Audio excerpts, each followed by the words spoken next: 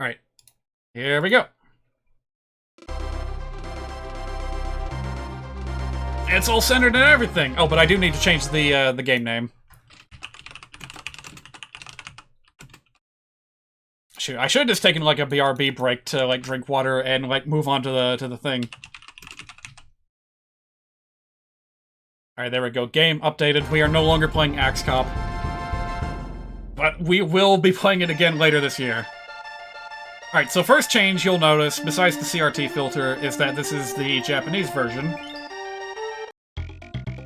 And I chose that because there's a specific ROM hack applied to this game. That we may be able to see the changes of... Oh, I need to get money. Might be able to see the changes of as soon as the first swamp level. So, alright, hang on a second. BRB getting money.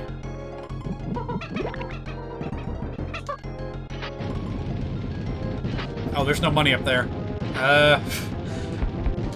This was so easy in, like, the Crow boss battle that I thought I would just be able to, like, get it instantly and leave.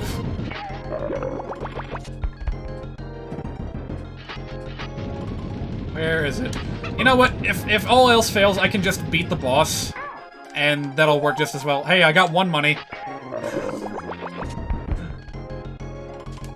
Filter is great. Oh, I'm glad you like it. Yeah, this is a very, very, like, powerful filter. It's not just scan lines. It's like trying to replicate the individual RGB values of almost every single pixel, it feels like. I don't entirely understand how it works, but it does feel very cool. There we go.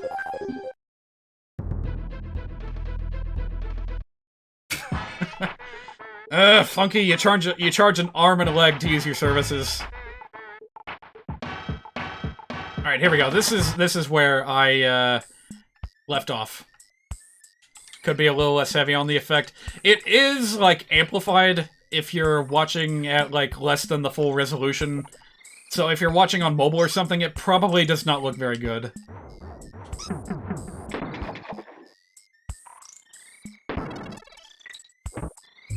See, I think there might be a bit of a difference. What I remember reading about was that some of the levels had alternate palettes, and in some cases, even like alternate effects on the background. So, for example, the first like ship rigging level. Oh, hang on a minute. The first like ship rigging level was like nighttime, and it had a rain effect going on in the background, which was pretty cool. I look forward to seeing more of that. No! Well, so much for that. I don't think you really need Rambi in this level anyway. Could've gotten a banana coin, but who needs banana coins when you got banana phones?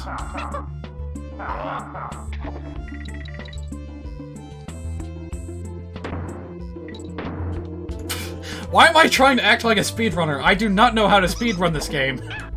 Why am I trying to show off? Ah, here we go.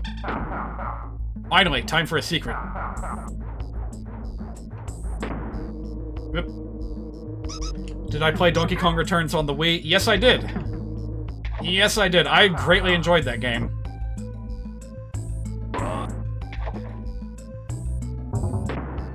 But nowhere near as much as I liked Tropical Freeze. For the... well, maybe not the Wii U. I actually played it until it came out on the Switch, because I never bought a Wii U. But yeah, Tropical Freeze, that is very high on my list of, like, favorite games ever.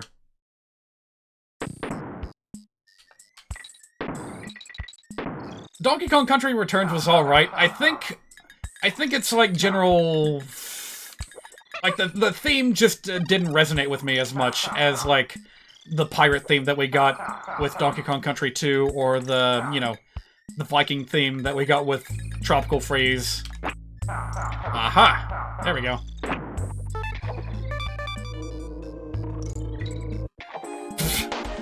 Was not paying attention there. Hope that team gets to make a third game in the series. Me too, me too. Retro Studios is pretty good at what they do. Wait, that was Retro Studios, right? Like, I know Retro Studios made Returns. But I don't know if they also made Tropical Freeze. That's just like a lapse in memory happening there.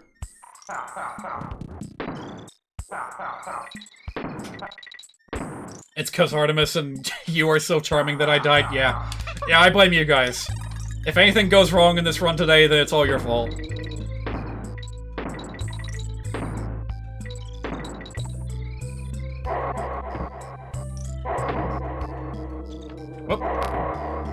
Whoa, that was an interesting effect. Oh, I wonder, can I, like, bonk? Yes! You can, in fact, bonk those guys. It's just very difficult.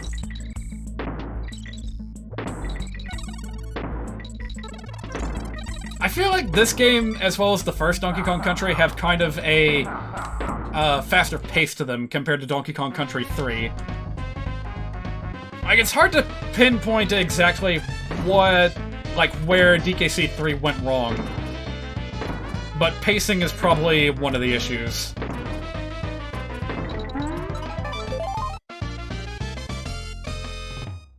I also kind of feel like there were like way more vertical levels in Donkey Kong Country 3 than there needed to be. Like, don't get me wrong, the sawmill levels are fun and all, but so many of them just feel like very, very tedious. Oh no. Speaking of tedious, this one's gonna take a while.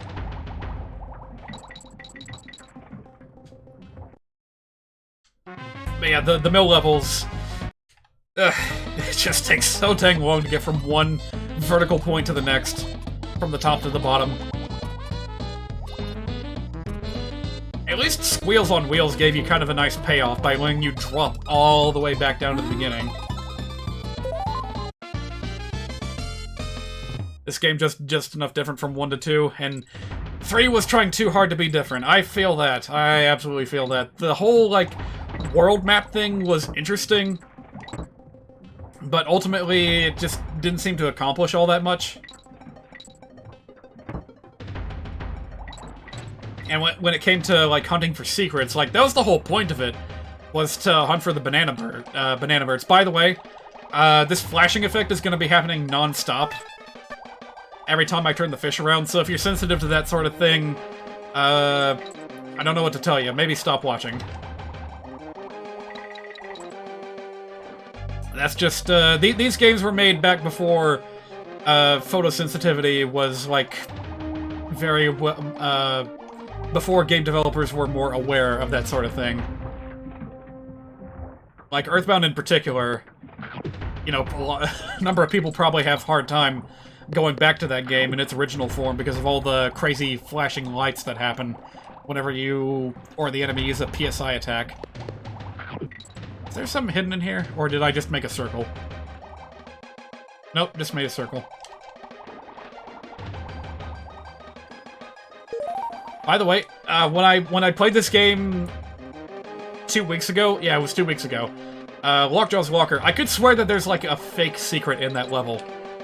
There was a trail of bananas that seemed to just lead nowhere. And there was no way to access them. They pointed to nothing, they came from nothing, they were nothing.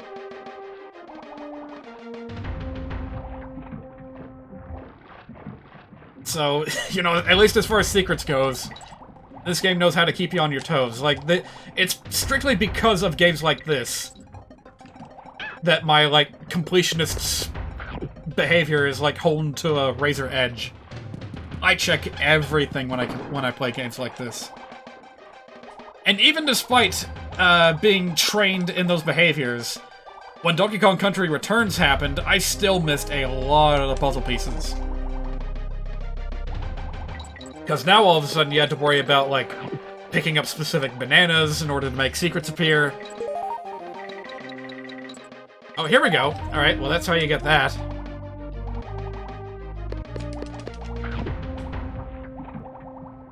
I'm trying to, like, not turn the screen around too quickly. The screen, the light. Hey, by the way, did you know that the, like, this fish is named Glimmer, right? There's also a fish that provides light in Donkey Kong 64. I looked that character up on the Mario Wiki the other day, and found out that despite the fact that it's clearly a different species, Like, this is an anglerfish. The DK64 fish is like a tadpole. But in, like, the Japanese language... Oh, shoot. I didn't think it was gonna go straight up. In the Japanese version, the other fish was also called Glimmer. Oh, crunch. I never touched a checkpoint barrel. Alright, it's fine. I can get through this first part pretty quick, I think.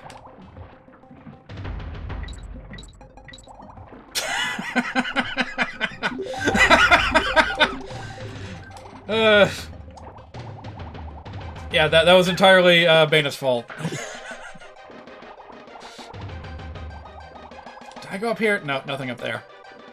What was I saying? Alright, so, yeah, also called Glimmer in, like, Japanese and in Japan and Europe.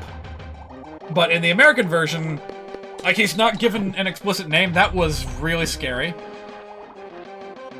And, like, the only known source for that fish's name just refers to it as the light fish. So that was a really roundabout path to get some trivia out of me, but there you go. DKC2, Glimmer, DK64, the light fish. I thought that was gonna keep swimming.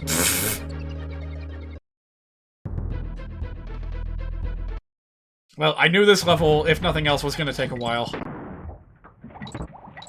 Came for the OHR game, stayed for the Donkey Kong trivia. Yep, that's... Well, what can I say?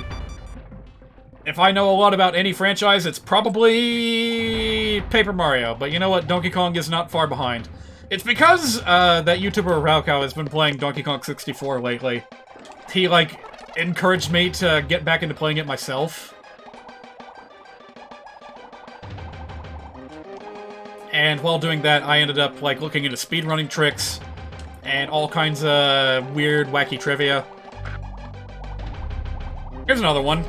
In the ship that appears on the open water in Gloomy Galleon, like, when you enter the ship with Chunky Kong, it plays music from Jungle Japes.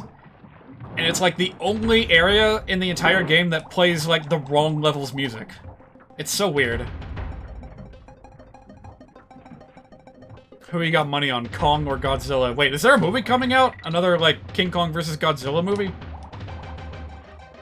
If so, I did not know about that. Alright, here's the danger zone where I keep dying so much. I'm gonna try not to do that. In March! Ha! How about that? Well, my initial bias would point me in the direction of King Kong, but honestly, I don't know too much about either of those movie franchises. You know how hard it was to write code so that pickups and blood ledger stayed picked up even if you left the map or quit the game? Do you even know? No, I did not know. Was there some kind of trick to it? And if so, can you condense it into the length of a tweet? And if so, send it to me, twitter.com/achinlabs.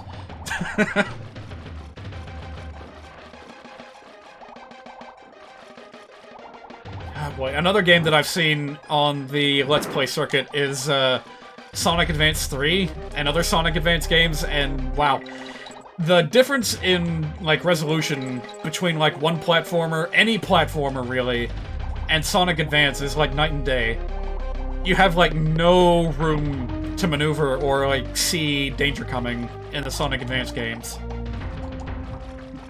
So, like, the fact that I can actually see these starfishes and move around them feels like a godsend after watching footage of Sonic Advance. Let's see, how might I get those nanners? Oh, just drop into them, of course.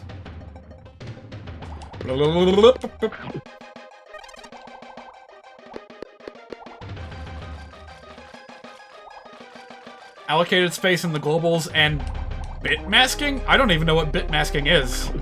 Wow. Sounds fancy. So, is that just because of, like, the way that the engine works and the way that it, like, reloads NPCs every time you re-enter the map? Like, if you were doing, if you were making Blood Ledger in a different engine, do you think you would have had an easier time with that specific issue?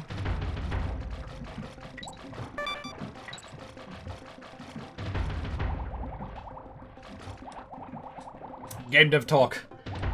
At some point or another, I'm gonna get around to talking about the game project I have in mind. You know, the one I've been working on since, like, 2009? Or whatever. Oh, dead end. Ugh. Yeah, that's the one that I've decided to breathe new life into with Godot. And I haven't made that much progress, and I'm not going to be able to for a while. So I'm not quite ready to talk about it, but when I do, I hope I can get some input from you guys on Discord about the, like, design decisions that I'm leaning towards.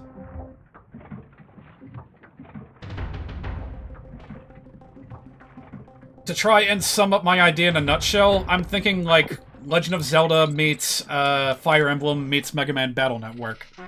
But I realize that's quite a stretch, especially if you haven't played one of those games, so I'll expound upon it at a later date. Ooh, bananas.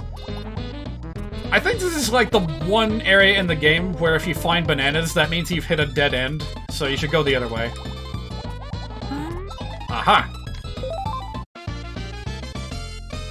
Please do, it's a healthy place to collab and brainstorm. I will. I will, as soon as I get one other project out of the way. Now, this other thing I can summarize very quickly. I'm basically, like, replacing the entire soundtrack in Mario 64 for a March 31st event. Because, like, limited time digital sales are stupid. And I wanted to, like, satirize that a little bit in my own little way. So that's what I'm going to be working on up until the end of March. And after that, I'll get back into, like, game design talk.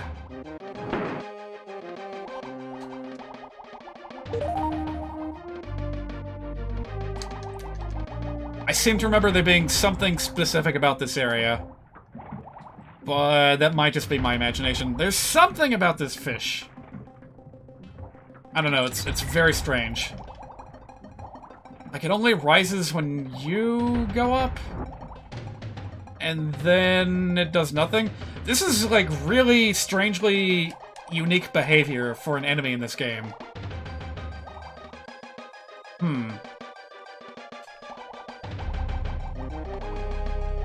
Okay.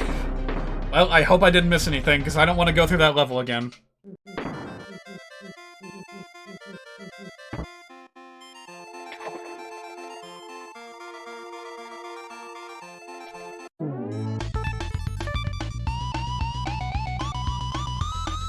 Did you guys hear that? It tried to play two music tracks at once. That was weird. Oh, I just now read that other comment about how the OHR doesn't have arrays. Right, I ran into that issue myself. Thankfully there does seem to be support for array-type objects and informations in Godot. At the very least, I know that, like, working with a two-dimensional array is how, like, complex movement and animation is handled. Well, that doesn't explain very much. What I mean to say is that, like, the tutorials that I followed for, like, basic movement and animation were basically mapping the player's input to a two-dimensional space, and then, like, reading ahead to get movement, and then just reading the, the, area in, the 2D space to decide which animation to use. It's very interesting. Followed me on Twitter since I shared my handle. Well, thank you. I appreciate that. I don't use it all that much, really. It's mostly just for, like, announcing when I go live, but sometimes I share dumb stuff on there.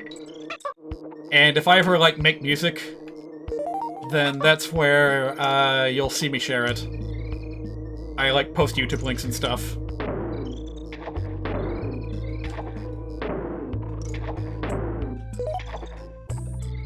It just now hit me. I didn't find the DK coin on the previous level. That's gonna be a problem. Ugh, actually, come to think of it, I don't know what I missed. I didn't go back to check. I don't know what I missed on the last two levels, together, so I might be in for a bit of backtracking here. Like, as well as I know this game's, secrets, there are still a lot of them that, escape me. I was able to remember that really dumb one in Squawk's Shaft, where you have to go right in an area that typically does not allow you to go right. But Glimmer's place, I just completely missed it. I have no idea where it could be.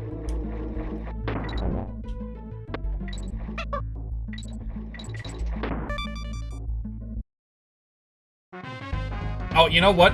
I'll say this. Compared to Donkey Kong Country 3, the mini-games in DKC 2 are so much faster to complete. Like, every single time that a green banana challenge comes up in Donkey Kong Country 3, I roll my eyes and I'm just like, ugh, great, not this again. Fucking love this sound effect, by the way.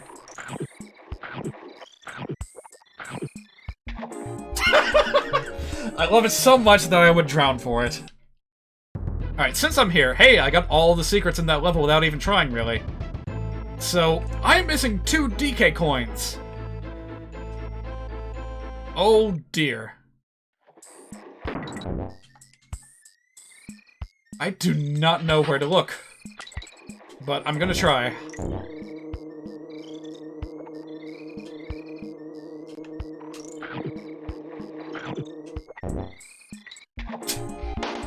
I don't know, I thought I could make it with a regular jump. My god, have you ever seen someone that's played a game like this and didn't know how to run? And they're like, why can't I make these jumps? I don't understand! It doesn't make sense! And I'm talking just like, you know, friends and family members that you know. Bless their hearts. I'm not talking about like that guy that like was paid to review Cuphead. Am I talking about Ledger? Yes, I realize that. I said that I couldn't figure out how to do the run thing, and then I figured out how to do the run thing.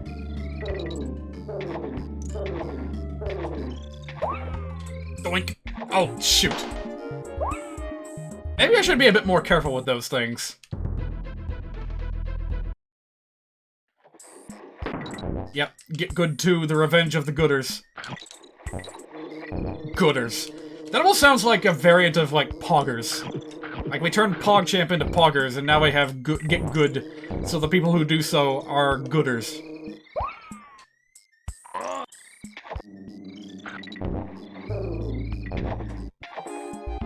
Jump didn't jump. It's been a while since I've had to say that. Alright, see. If I'm not off this level in a minute when you get back, Artemis, send help. Like, this is only World 3. I shouldn't be having this much trouble.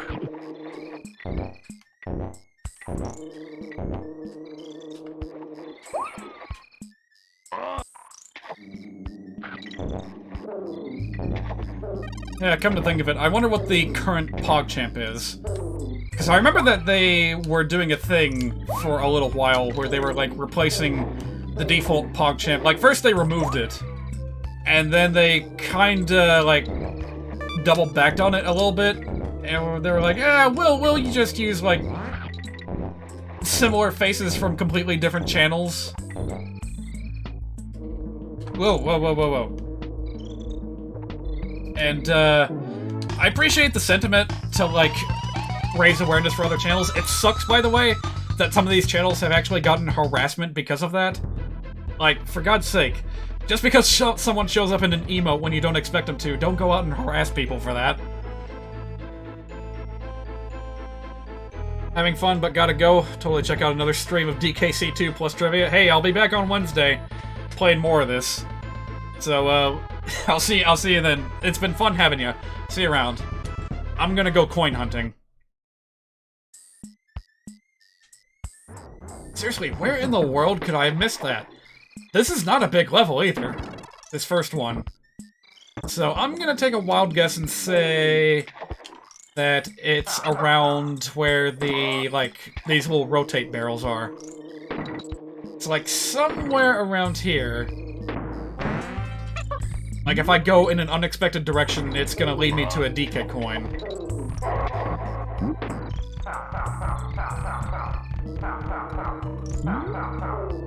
Ah, never mind. I don't need Kong letters.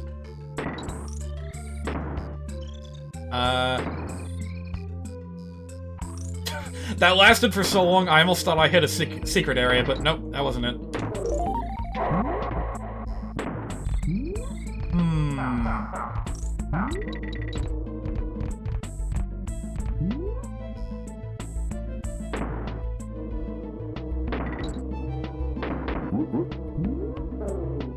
I got my eyes peeled, but do you think I just get it for bringing Rambi to the no Rambi sign? I wonder. Yeah, there it is. Okay. It was way easier than I thought. Go figure. The one time I say, oh, I'm probably not gonna need him. There we go. I needed him.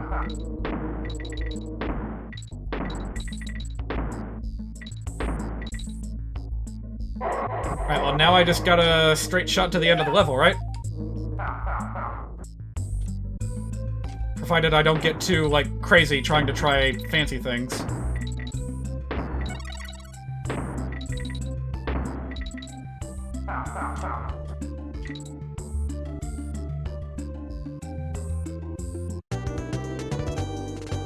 Okay, there we go.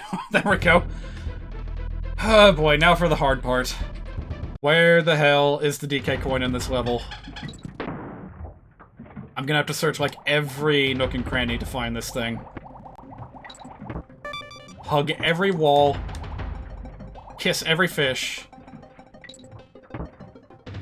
And even then I'm probably still not gonna find it, because it's like... I don't know where to even begin. Which fake wall is the fakest wall? Have I been here before? I don't remember. Let's see, that's where the one-up was. There's nothing here. Process of elimination. Gotta first figure out where it's not.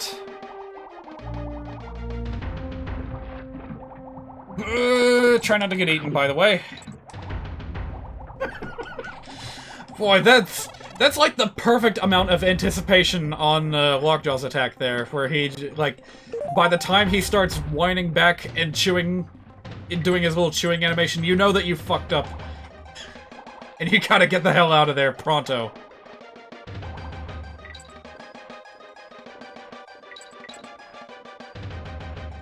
Alright, I've been here before, but didn't really find anything of interest. And around here, I also found a few, like, trivial secrets. Nothing much to write home about.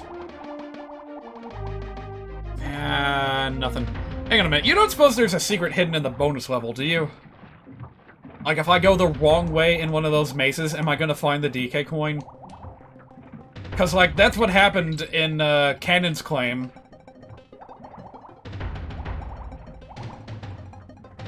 Oh god, I hope that's not what it is.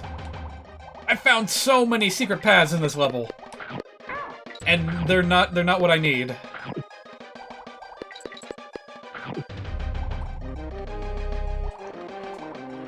Every single weird space looks suspicious to me.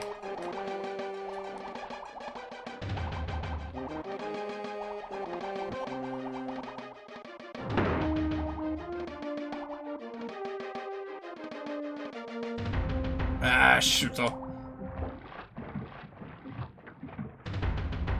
Wouldn't it be funny if one of those banana arrows pointing in one direction actually hit a secret that required you to go in the opposite direction, like through the bananas?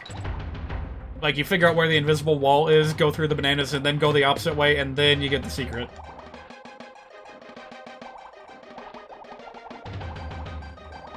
Let's see, nothing much here. That guy turns around. Which is something that has tripped me up before. Well, I hope I haven't missed the DK coin by now. Nope, nothing here. Yeah, I've got a real bad feeling that the DK coin is hidden in one of the bonus levels.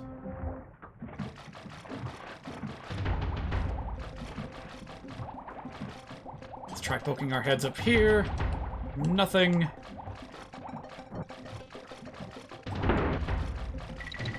I sure hope I can find it before, like, someone spoils it in the chat. Although that being said, I'm not even sure if I would turn it away at this point if someone gave me the answer.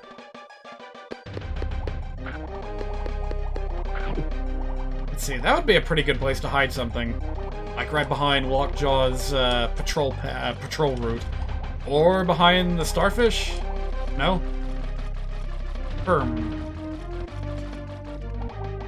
What about down here? Nope.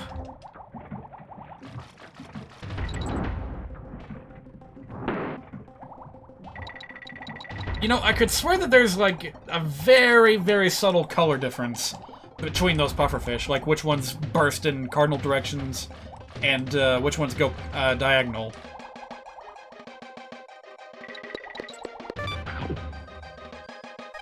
Like, the ones that go in cardinal directions are slightly more grayscale, and I feel like there's more of a brownish tint to the diagonal ones.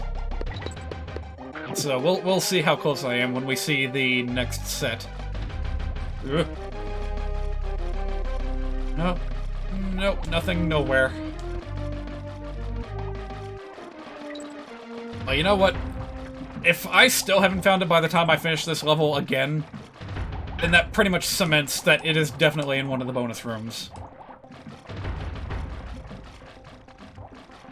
Ooh, boy, lots of spinning. Lots of spinning, lots of winning. Aha. Now, let's see what's behind this area. Oh, wait, I've been here before. Ah, shoot.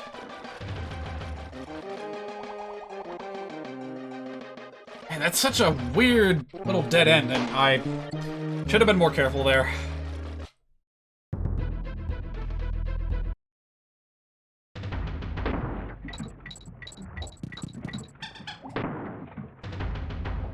Alright, well, at the very least, the level goes fairly quickly if you're not constantly checking for secrets. Yep, I was screwed there.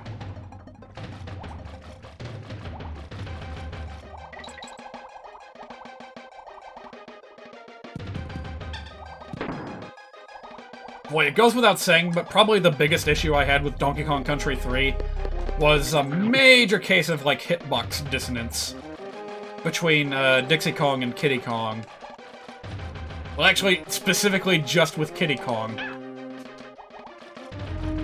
Like, his actual surface area in collision detection is not as big as you would think.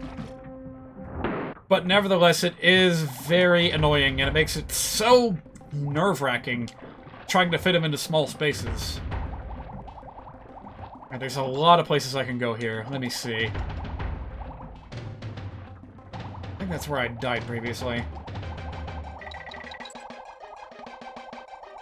That's interesting, but I don't think that's the path that I want.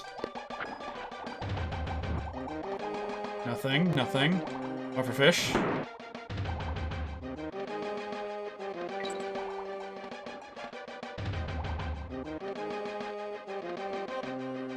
Another lockjaw down here. Boy, I wish I had my swordfish friend. So, did I already go in here? I think I already got the bonus here, but... Okay, never mind, I'm going in anyway. Let's test my hypothesis. Let's see if the DK coin is actually hidden somewhere in here.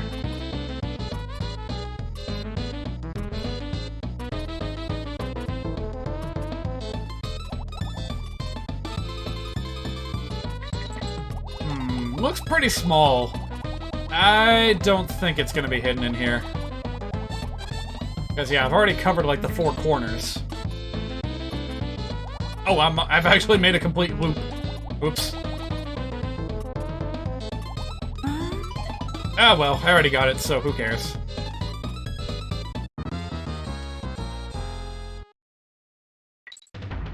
Alright, that spits me out here. Is there any, like, secret above the secret? I know that this game likes to do that sometimes. Have, like, nested secrets. I like that phrase, nested secrets. It makes sense because, like, some video game secrets are referred to as Easter eggs. And where do you find eggs? In a nest, of course. Yeah, I should, like, use that phrase more often. Double G is not for me. that's an exciting bonus area, but it's not what I need.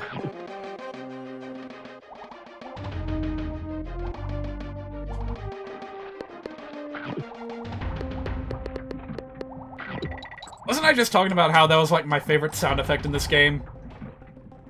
Not anymore. Not anymore. I am running for my life against that sound effect. Okay, yeah. These things have, like, almost a greenish tint to them compared to the cardinal direction fish. And we're at the end of the level. Alright, my last idea is to go back and check the very first bonus area. Unless I magically find something, like, on the seafloor here. But that's not looking too likely.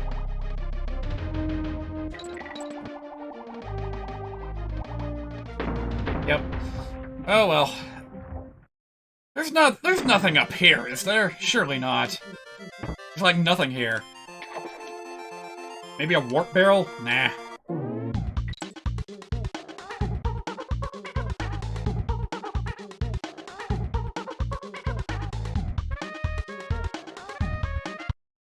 Alright, final theory time.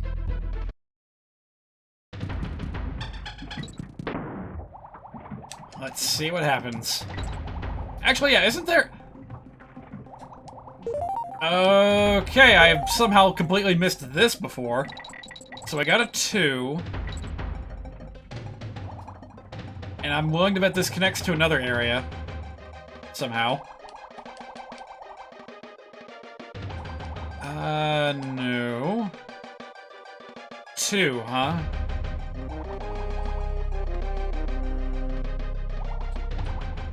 That's really suspicious.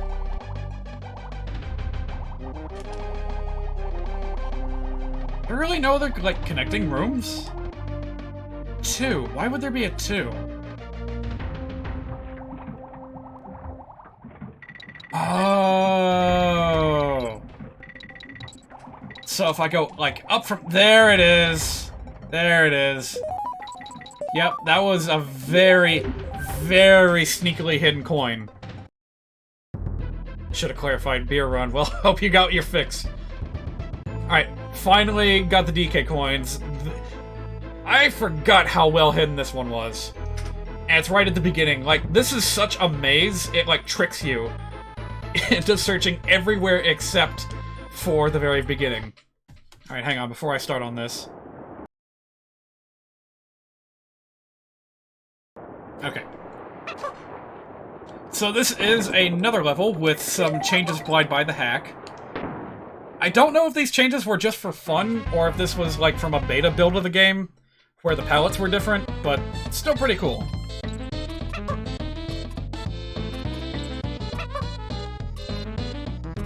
Oh, I was hoping that would work.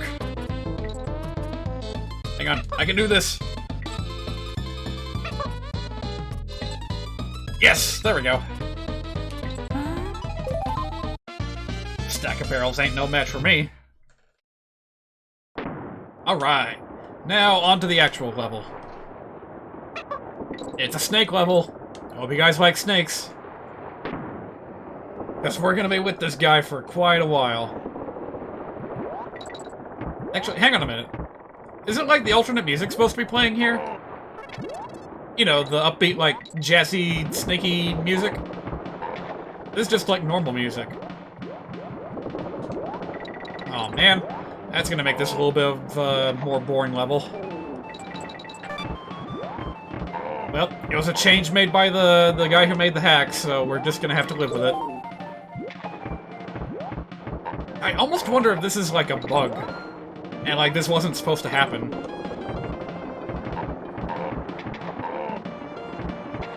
There we go. I knew there was a secret down there somewhere. You made it! Hey, it's been like a month or more since I last saw you on here. How's it going, man? Well, you're just in time for the monkey game. I finished all the RPGs. I made my judgments. But I'm gonna have to, like, play them a little bit more before I can, like, give a firm vote to cast. But I've already given you my impressions on them. I will say, Axe Cop met my expectations. And I was thrilled to have played it. It runs on a certain kind of, like, nonsense fun factor that I really appreciate. If I ever, like, throw together a highlights video, I'll be sure to, like, share that with you. Let's see, I wonder if there's a secret thing here. Wow! Wow, there totally was! I was just, like, fucking around. But yeah, that's where the DK coin was. So if you don't know about Donkey Kong Country, and it's like weird jump physics, like if you fall off of a ledge but you haven't jumped yet, or if you like roll off or whatever, you still have that jump like banked. So I can use that to basically get a mid-air jump. And it's very, very useful, and it's like, people use it all the damn time when they're like speedrunning this game. Whoops! That letter was so not worth it.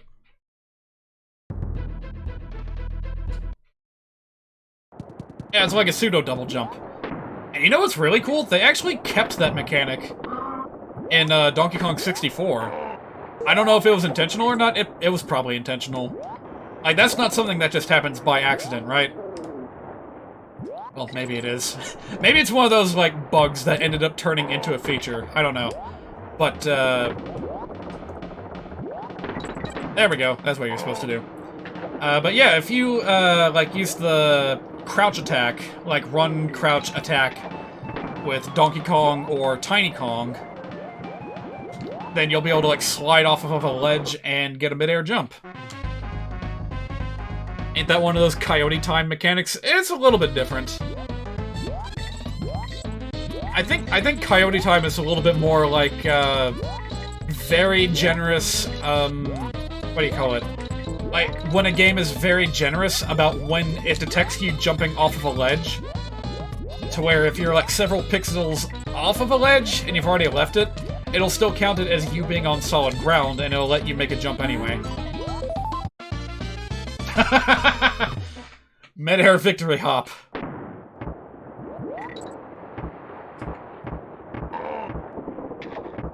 Man, this is like the one time in the game that you get to see these super bouncy guys. So it's bounce versus bounce. Surprisingly, you don't see very many enemies like that in the Mario games. It's like you had those green paratroopers in Mario World, and that's about the best example I can think of. Those things could jump.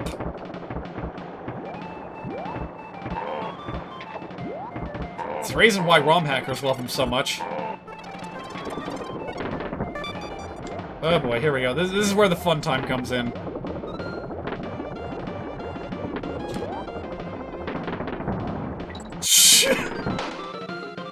That is as hard as it looks. This is gonna take a couple of tries. Hey, but I got all the secrets, so once I get to the edge, I mean the ending, then that's it. I win. Bada bing, bada zoom. Blood Ledger has an American zoetrope type ending? I have no idea what that means. American zoetrope.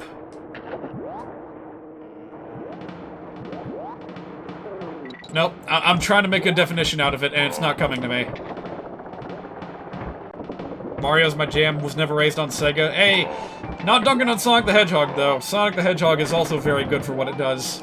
But what it does is very different as well. If you're ever, like, if you've ever wanted to try a Sonic game but haven't yet, definitely look into Sonic Mania. I think it's, like, the most polished 2D Sonic experience there is. I had a great time with that.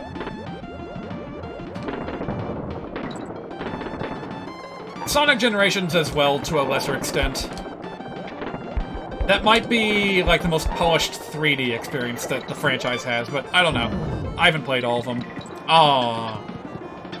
Wait. No kidding! That was hidden there the whole time?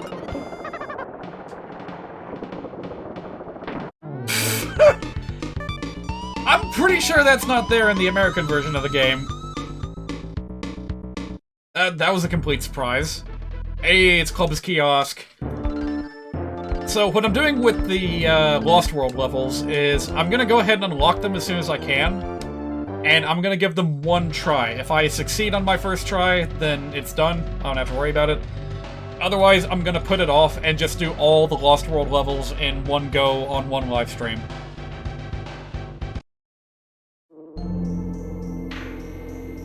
Late 60s, early 70s, the likes of Coppola and George Lucas came out of this indie group. Is that what it means? Zoetrope? Huh. Well, I'm also completely unfamiliar with that, like, era of film. But, You're giving me the impression that it's worth playing Blood Ledger all the way to the end. So, I will do my best. Oh. Nothing more than an ambush corridor. Ooh.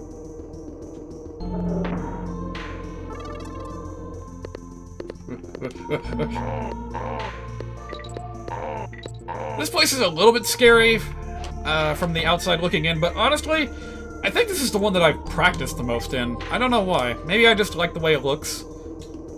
But I remember as a kid, every time I got to this level, I would always try to finish it. And usually succeed. I did not allow that thing to even so much as give me the time of day, but that was a black, bumpity bomb, barrel man. His gimmick is that if he bumps into you, you lose a life, instantly. It just gets subtracted from you, point by point. Until you hit 0. And, if that happens, well, boy oh boy, if you get hit, then you're just gonna get an instant game over. I think this is like one of the only, like, maybe 1 or 2 levels that he appears in throughout the whole game. Oh, no you don't! Yeah, he got me. Son of a gun.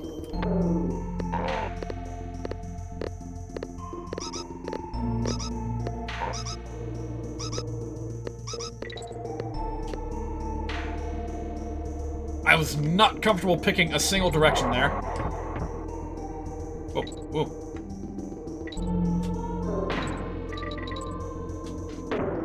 Okay, there we go.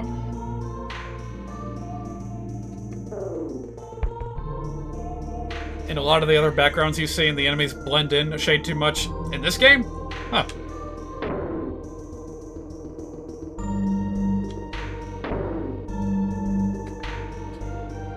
Well, me having played this game so much, I, like, have every single enemy location memorized in my head. So, I'm probably not aware of this effect.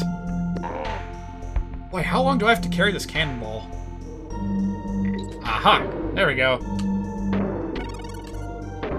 Very fun that it lets you, like, carve a path to the cannon with the cannonball itself. Never realized how much Dixie Kong resembles Coco Bandicoot, or vice versa. I wonder if there was some inspiration there.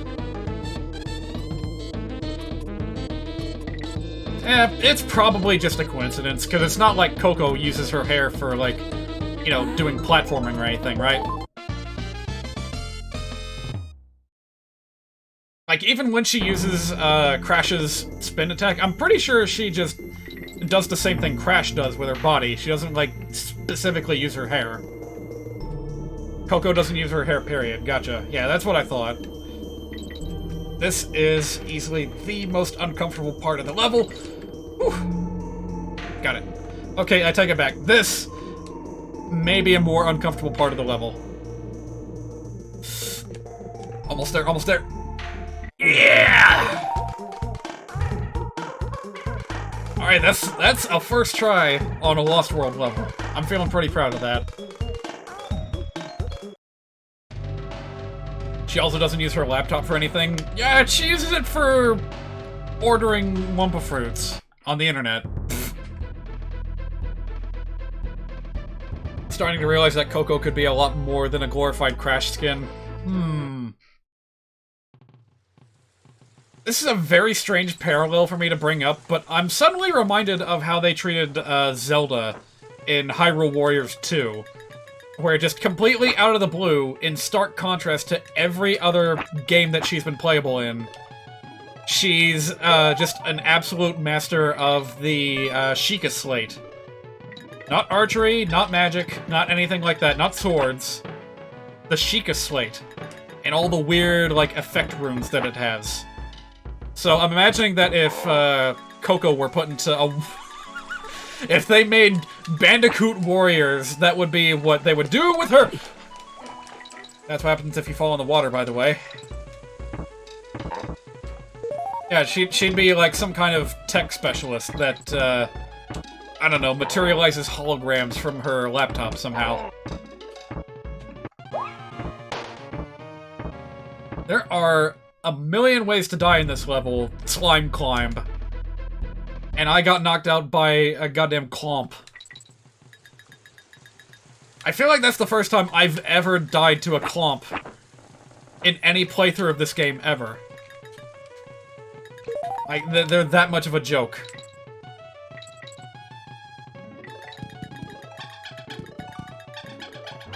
Crash Warriors sounds outlandish, but Sony Warriors, hey, there's an idea.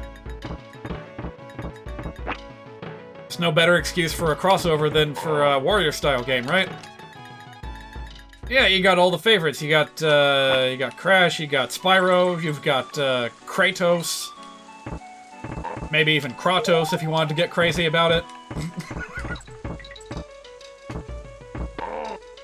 Crash doesn't belong to Sony anymore. Oh! I didn't know that. I guess Naughty Dog moved on to greener pastures. Do I need to hurry here? Okay, never mind. Shortcut Aqua Aired. Speaking of which, there is a very, very fun secret that I need to get to in this level. But I don't remember exactly where it is. Whew, hello there. It's right there. Alright, check this out. You actually have to go under the water while invincible in order to get to this secret right here. It's really sneakily hidden, but I remember it.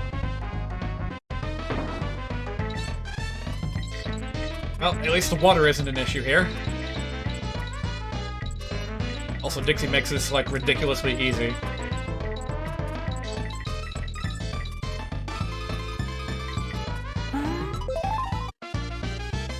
Neither Crash nor Spyro have belonged to Sony since the PS2 era, huh? That's quite a bit longer than I was... Uh-oh. Not fast enough. Ah, but there's a DK barrel right here. No problem.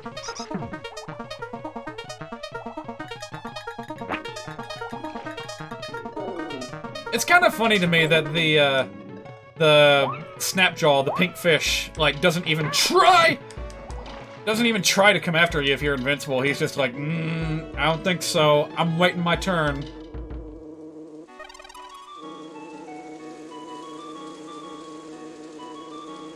By the way, for how, like, frantic this level is, the music is, like, ridiculously peaceful. Oh boy, keep moving, keep moving, keep moving. Run, run, run, run, run, run, run, run, run. Grab that cannonball and run.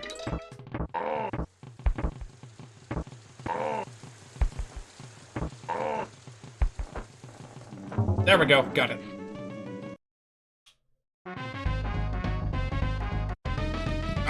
Bonus stage! Can I just get, like, a chain reaction going? Nope, no chain reaction for me. I guess you're supposed to just knock him out one by one, huh? There we go, that wasn't too bad. I don't remember this bonus stage for some reason. Was it not in the American version? Like, there's so many changes I'm trying to keep track of. The palettes, the, Oh.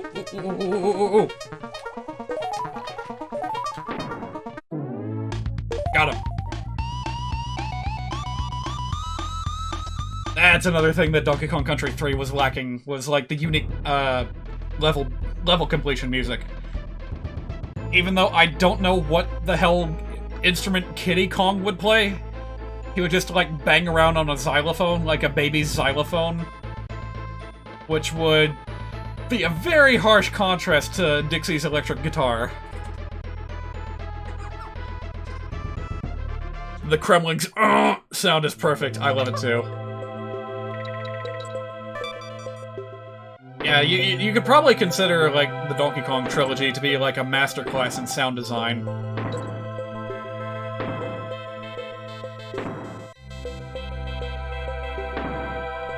And speaking of sound design, welcome to, like, the single most famous piece of music from this game.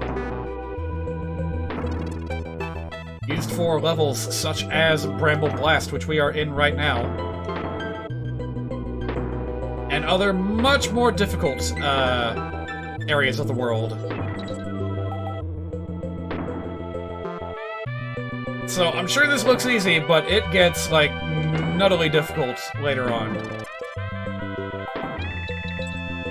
So, you know, we might be here a while. Let's see. Especially if I'm trying to find all the secrets, because they are, like, ridiculously well hidden in the Bramble stages. I distinctly remember one area where you have to turn into Squawks the Parrot and fly through a solid wall of brambles. And the only clue you get that that's even possible is one banana that's just floating in the middle.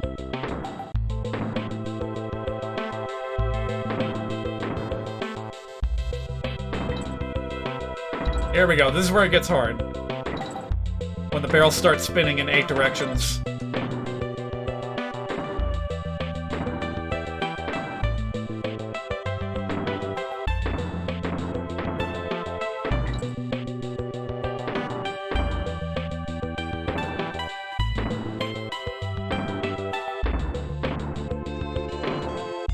I thought there was something over to the... Oh, wait, there is something to the left! There we go, I almost missed that. I swear, some of these secrets are just etched into the back of my mind permanently. Ooh, boy. The Bramble bonus level. Nothing but barrel blasting as far as the eye can see. I guess I have to go the really long way around in order to get anywhere here.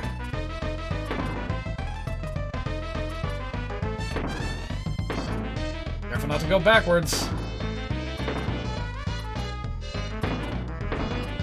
Yes, there we go, got it. Nice. Alright, give me just a second. I'm gonna go and reset my lamps, because that's a thing that I have to do every so often.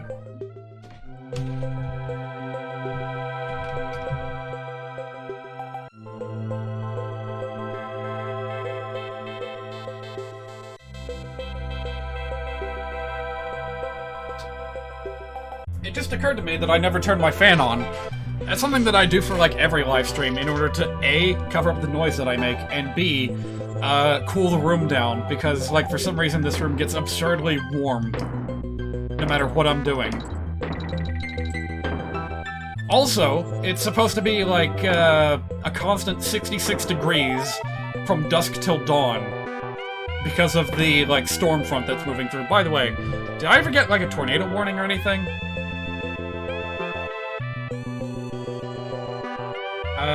Tornado watch, but that's it.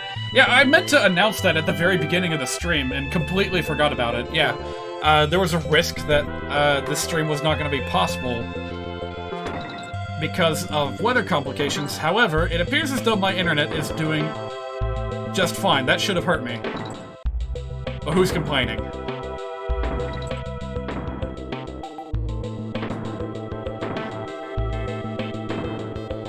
Yeah, like you were... feel kind of bad that you immediately recognize this song as the one the completionist uses at the end of every video. Ah. Well, all that says is that you're more familiar with the completionist than you are with Monkey Kong Country. I feel the same way with regards to certain music tracks that I can't remember off the top of my head. I'm pretty sure there's, like, one track that Arlo constantly uses in his videos, to the point where I recognize it more as an Arlo song than anything else, but I can't remember what it is right now.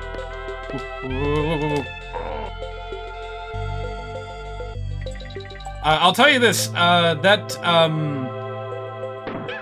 one, like, the Jester theme from, what was it, Final Fantasy IX or something? I recognize it more as, like, the music that Jim Sterling uses in the background of their videos. than as a Final Fantasy song. I almost want to say it's like the Weird Al effect, but the Weird Al effect is more like when a parody of a song becomes more popular than the original, and that's not quite the same thing. Boy, how about that Jim Sterling, huh? Just coming right out the gate with their new identity, that's gonna take some getting used to for me. But, you know, when the camera's off, and wait, just saying they there is, like, gonna take some practice for me. But yeah, when the camera's off and they're just doing their thing, and, preaching the word about the nasties in the video game industry, you know, it's still the same person. Let's see, did I want to do that, or no? Oh, now I'm worried that I missed something. Oh, doesn't matter, I screwed that up anyway. Jim Stephanie Sterling. Yeah, that part's also gonna take some getting used to. And I am far from alone. I saw lots of people in the comments section talking about how, like, this new reality was a little bit uncomfortable for him, but just like me, we're all gonna do our best to support him through this new phase of life.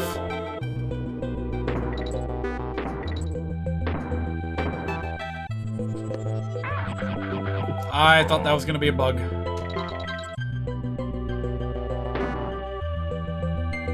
Alright, focus. Yeah, what was in the news today? I remember it being really stupid. It was, yeah, it was a truck game. I was like, yeah, we want to spread a positive message about spreading vaccines, but we're, like, non-committal about vaccines because we're worried about our sales numbers in the Czech Republic. Yeah, it's pretty much the exact same thing that companies do when they, you know, talk about the way that they as a company feel about political issues, and then completely back away on everything the instant that, like, China is involved.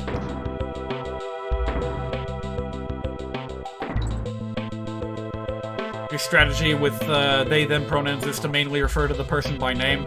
See, that's a little bit difficult for me, because for some reason, I don't know, maybe it's just because of my, like, general antisocialness, but I find it generally difficult to refer to people by name. Whew, I almost missed that. Yes! There we go. Secret unlocked. Alright, question. Are you still safe when you bounce on the spikes like this? Okay. For some reason, this is just fine. I'm gonna chalk this up as a happy coincidence of a bug that you can just land on the spikes as long as you are squawks paired with the Kongs. And then you can do stupid shit like this.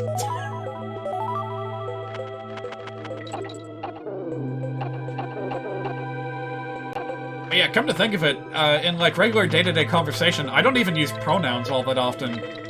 No names, no pronouns, I just talk directly to whoever it is I'm talking to. Without ever bringing up, like... I think the most I ever use on a regular basis is you. And that's it. Right, Ajit Pai got the boot. Thank fucking Christ for that. I'm holding Ajit Pai personally responsible for all the trouble that I was going through earlier this month. Like, I'm gonna say that's entirely the fault of ISPs being allowed to, like, throttle different connections and treat customers differently based on, like, the residents, time of day, how much they spend, shit like that. You think that's the same for you? Yeah. Biden's new FCC pick can't get to work fast enough. Alright, here we go, Scary Skull Zone. It's not Clubba, it's his evil twin brother, Blubba. I actually don't remember what his name is. Cudgel, maybe? Something that begins with the letter K.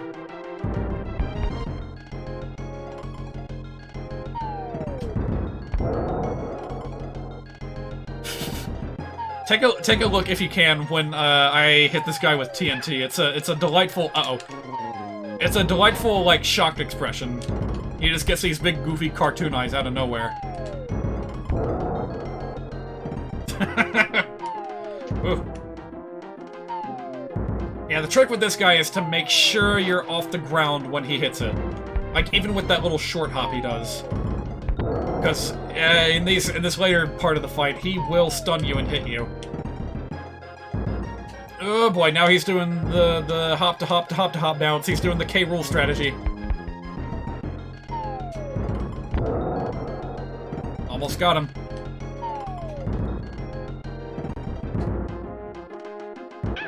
Oh, oh! I was gonna like switch to Diddy for style points, but never mind. Now I am Diddy. I have no choice. I was getting too complacent. Take that! Oh shoot, he's not dead yet. I was sure I had only one hit left on him. Hey, this guy's way more dangerous than K. Rool ever was. Well, in DKC 1 anyway.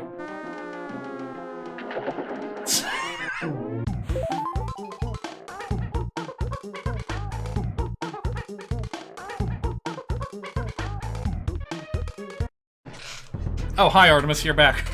For years he kept saying, oust the clown! Down with the clown! With the big-ass frown!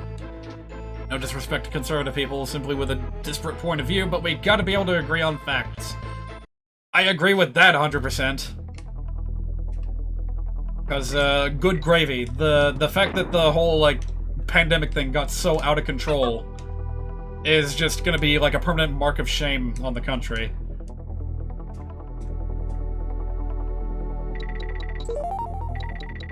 By the way, welcome to the Wasp Hive.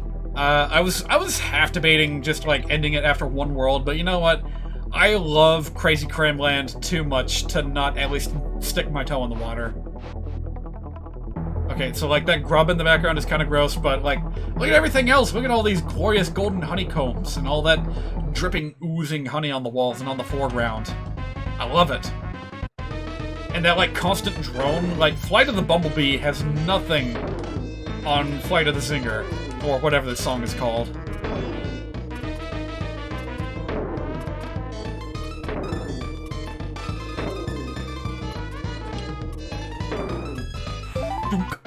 I kind of hope there's an alternate palette in a later level.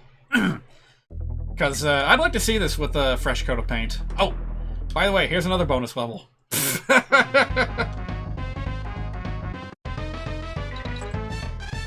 So here's one way to facilitate wall jumping.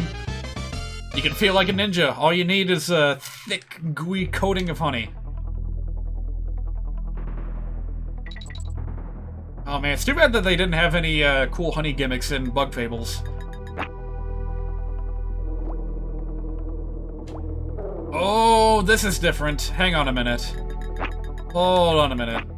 I seem to remember you being able to walk on the honey as long as you were carrying an object for some strange reason. So it could be... Golly, that guy's fast. It could be that that only applies to the American release. And if so, that's really weird. Hey, did you guys know that She Says of Boundary Break is making a new series called Region Break? He's gonna start talking about games with major, like, differences between regions, and he started today with Zelda 2. I haven't watched it yet, but just from the thumbnail, I can tell it's going to be a fun experience. The Donkey Kong Country trilogy would probably be a fun one for him to visit.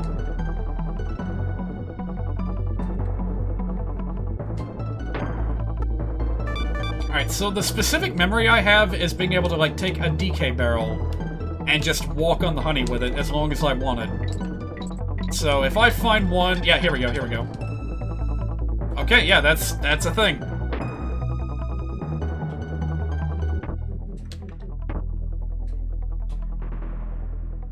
Expect he'll touch on Spyro sooner or later. Are there major cultural, are there major regional differences with, Spyro? I was not aware of that. I knew there was crazy, anti-piracy stuff. in one of the Spyro games. I forget which. Can't go up there. Sounds like a sweet solution. Yeah, I really don't know what... Spider-Man! Oh, I hope I didn't just lose him.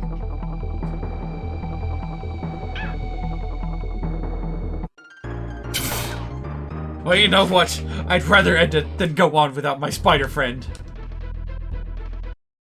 The Japanese version of Spyro is atrocious, really. May single-handedly be the reason why most of the games were never released there, really. You mean like it was a shitty port job? That's fascinating. I've never heard of this before. Alright, well in that case, I sincerely hope that he gets to the Spyro series soon. Because I would love to know all about that. For starters, it uses a fixed camera? No! No, that's like a major no-no with a platforming game. Even Donkey Kong 64 tried to go there a few times, and it did not... It's just always uncomfortable whenever it happens.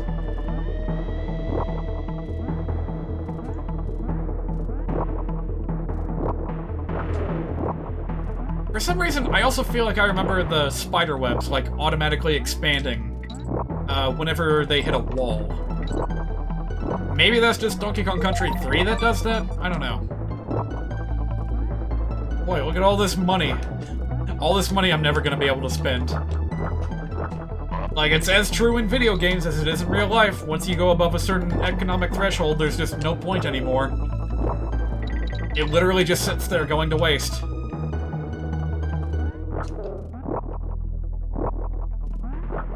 Oh, a little too far. There we go.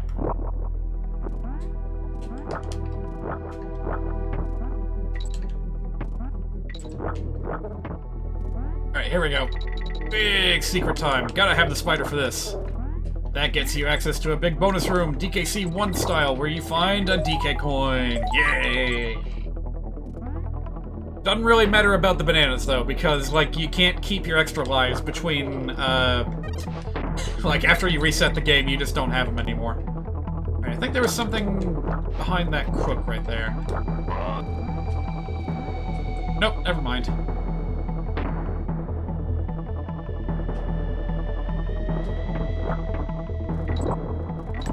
Thank God for the banana trails. Oh. I'm trying to be fancy and, like, doing things quick. And it's not working out for me. Hang on. Like, I don't think that the controller can handle this many inputs at once. I'm trying to, like, hold Y to run, press B to jump, hold right to move right, use the L button to shoot a web, press the LR button to stop a web. Ugh. It's exhausting for me to list it all out, but it should be easy for a computer.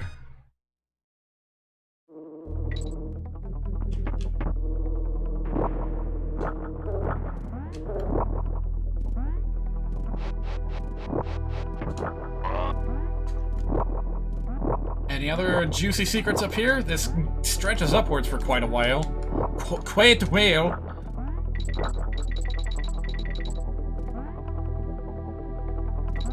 Maybe this is like the easy route that you only get access to with Spider Friend. Ooh. That was a little scary. Alright, I'm thinking that my cutoff point for today is going to be when I get the ability to save my game next. Which is probably after the first roller coaster level. And if not that, then probably after the second Brambles level.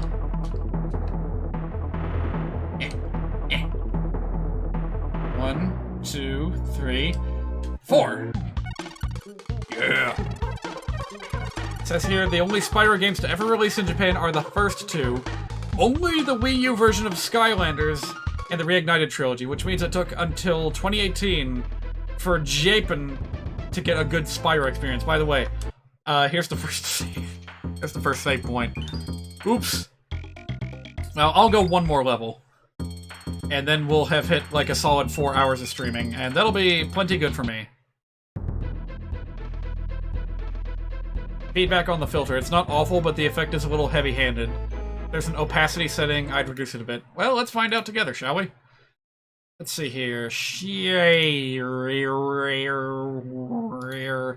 Let's see here. We got a gamma level, we got contrast, we got halation, bloom, beam, convergence, mask, geometry modes, border size, interlace.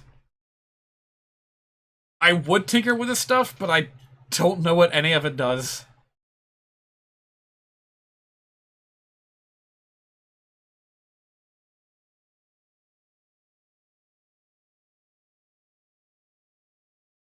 Oh, right, that's what I was just looking at. Scale. That's an interesting option. Oh, but it doesn't look like I can change it. Oh, hang on a minute. Number of shader passes. That's an interesting option. So what happens if I, like, turn it down or, like, cut it down in half? Like, what happens? Oh, dear. I don't think that's what we wanted.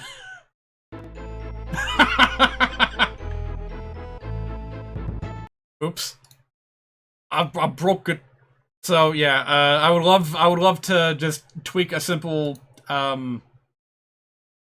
setting and give that a go, but obviously I don't know what I'm doing.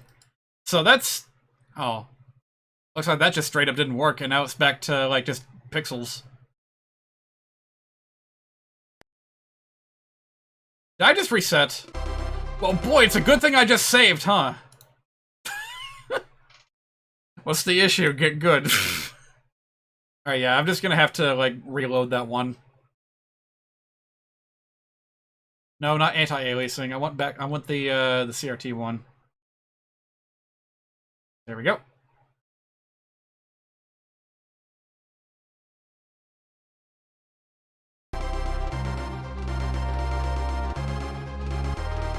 There might be something in the interlace setting. Might make it less dense. I'll give it a try later this week. I'm going to be doing this again on Wednesday. So if you'd like to help me tinker with the results there, well, actually, that won't be necessary. It'll probably be an all-or-nothing approach when it comes to the shaders.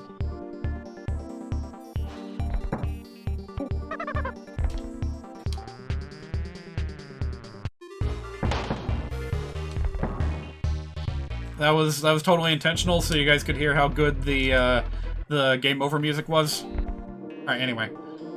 So yeah, Disco Train. A lot of contenders for best song on the soundtrack, but this is definitely a strong one.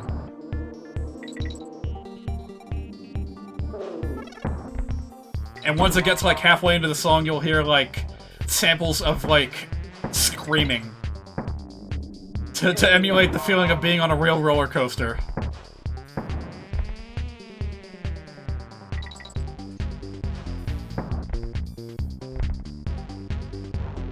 I'm kind of hoping that syncs up with, like, a steep downhill slope. So that, like, the Kongs raise their arms and go like, "Ah!" Yeah, there it is. Well, never mind. Song's over. Now it's time for bonus music. 8-bit sprites look way better with a CRT screen. I actually have not tried that yet. I'll have to give that a go with, like, Mike Tyson's Punch-Out or something.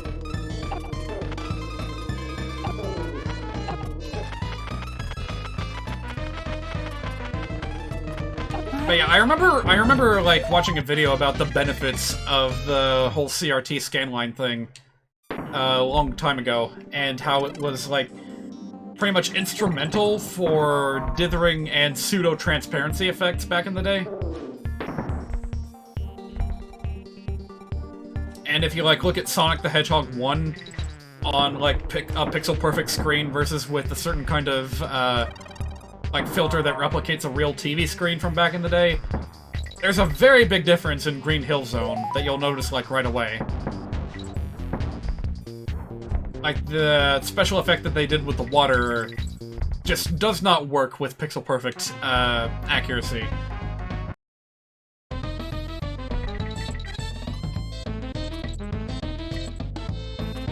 Oh, and I'll go ahead and reiterate, this effect looks significantly worse if you're viewing things at less than perfect resolution. So, if your settings aren't set to 1080p, then this is going to look like rubbish.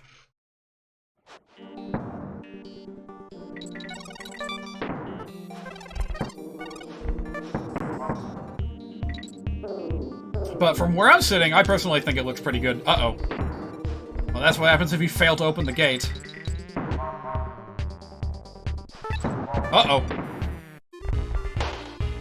Got a little bit greedy there. All the pixels gain detail with that filter? Oh, right, the 8-bit thing. With CRT, it's not a thing where scan lines are a thing. CRTs just look blurrier. If it's supposed to be an old TV, the scan lines would probably be more horizontal. You're seeing a lot of vertical scan lines. That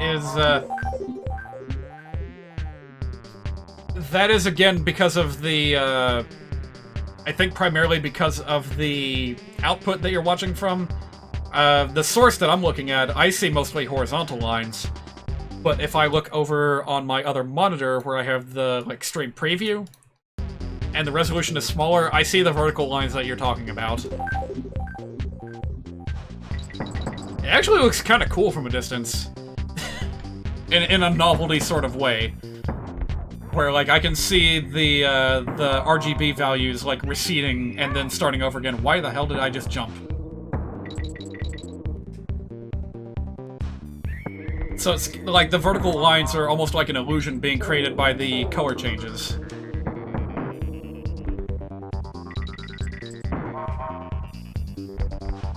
Okay, don't jump there. And once you figure that that's like the only... that was the last obstacle. Well, this is supposed to be roller coaster, not haunted house. And I didn't mean to shoot there, but that's okay. Yeah, that was weird. The question then is, what are most people seeing? That's a good question. Well, when I checked out my stream archive of this game from, you know, a week or two ago, when I had the settings on max and just watching from a desktop computer, it looked alright. But I have not viewed the same VOD on, like, my mobile app. So maybe that's a little different. Or maybe a lot of different. I am just completely defying what I said I was gonna do and just going all the way with this game. Like, I don't need to be up this late with this live stream, but here I am anyway.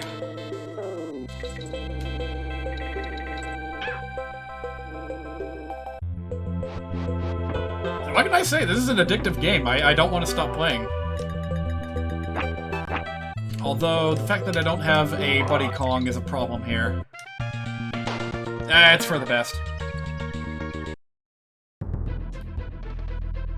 The game is fun.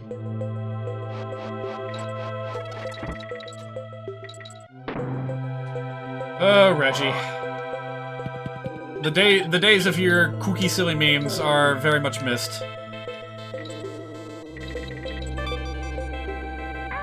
Oh man. Alright, screw it.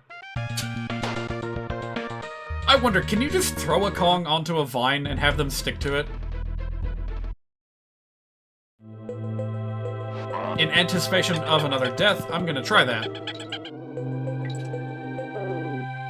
Actually, no, never mind. I don't think I'm gonna be able to reach that far. So, I'm just gonna do the helicopter twirl. Take it easy. It's kind of funny that in subsequent, like, Donkey Kong games, and by that I guess I specifically mean Tropical Freeze, because that's, like, the only other game that Dixie's been in. Dixie basically became the easy mode of that game. You get faster swimming, you get, longer airtime. What more can you ask for? Whereas Diddy is like all those benefits but less.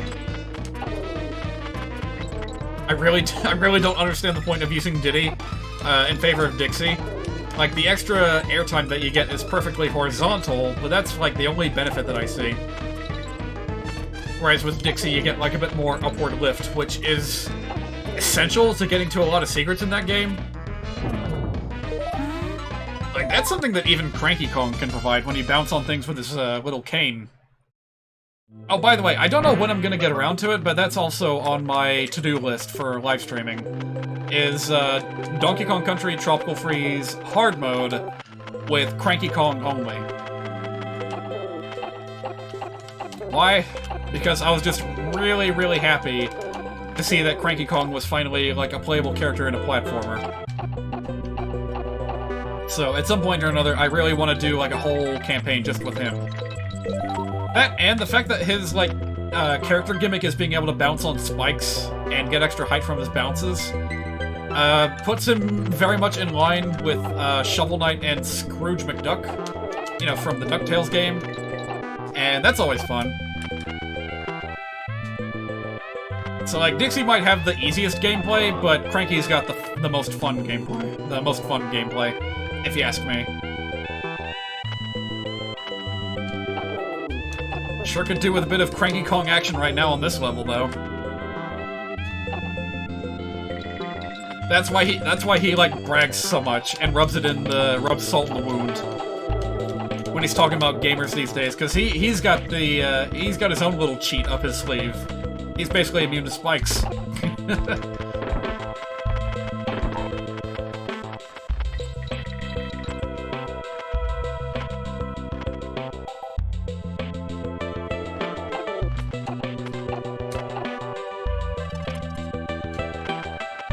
Let's see, what else do I have on my schedule? I'm gonna have to, like, check my livestream schedule. Like, what I have planned for the next coming months before I close for today. I'm honestly thinking of starting on... There it is. That's the Jape wall. That's the thing that I was talking about earlier. Oops. Yeah, screw that wall. Anyway. I may be starting on Death Wish in a Hat in Time as early as next week. Or even, like, Wednesday if I feel up to it. Yeah, I might get started on that to just run concurrently with Donkey Kong Country 2. Oh boy, there's a double secret here, isn't there? Why would they give you this big-ass vertical shaft to use with Squitter unless there was something else for you to do with him? Is there any PS1 platformer or action game, not an RPG, that you've always been curious of but never seen much of? PS1, huh?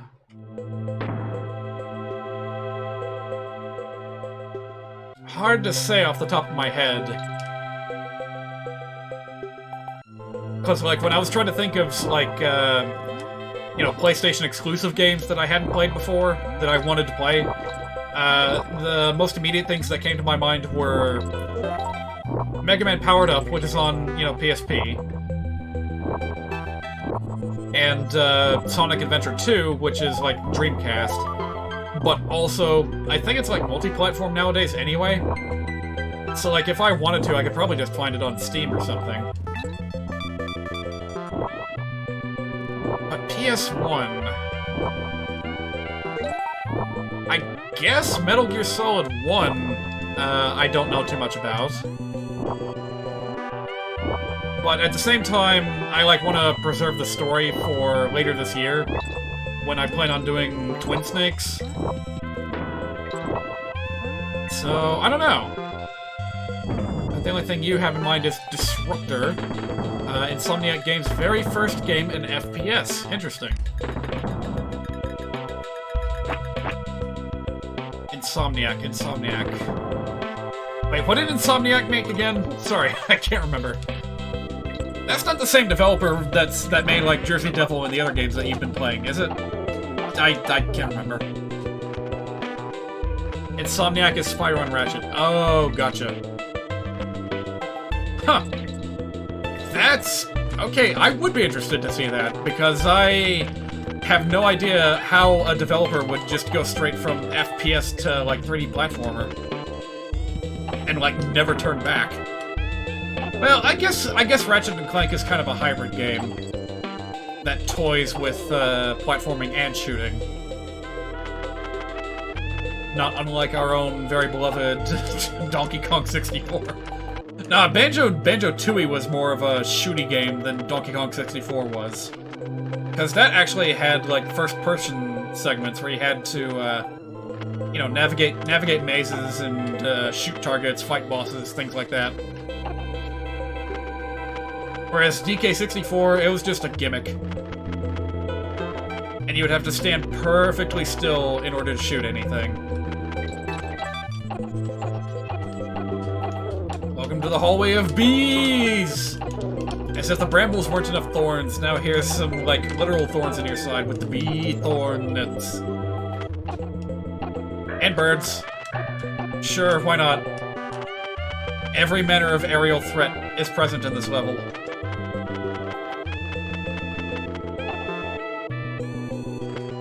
Alright, we're in the home stretch. Not much further to go.